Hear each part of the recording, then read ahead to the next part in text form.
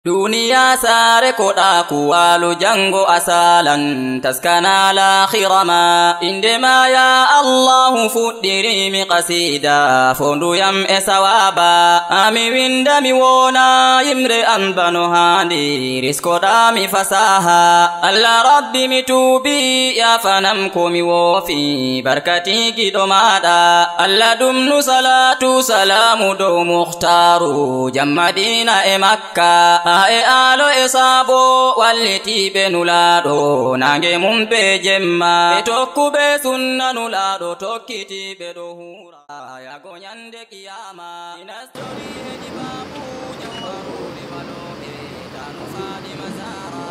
Allahu akbar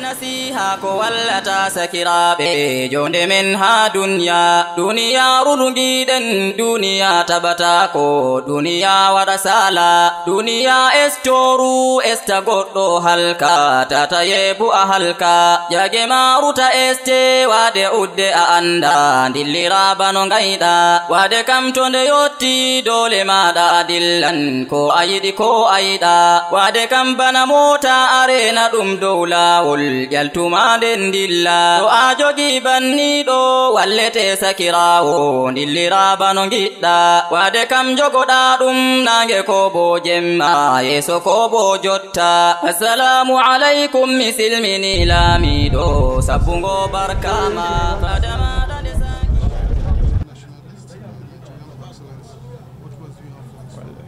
It was a very sad loss. Professor Jibril Aminu was the last of the great titans, an iconic figure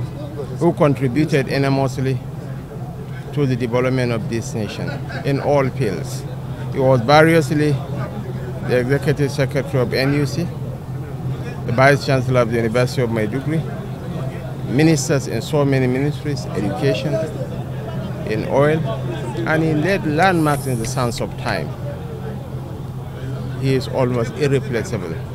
May Allah grant his soul eternal rest and reward him with his Al-Jannah Firdaus. And may Allah also give the family the fortitude to bear the irreparable loss.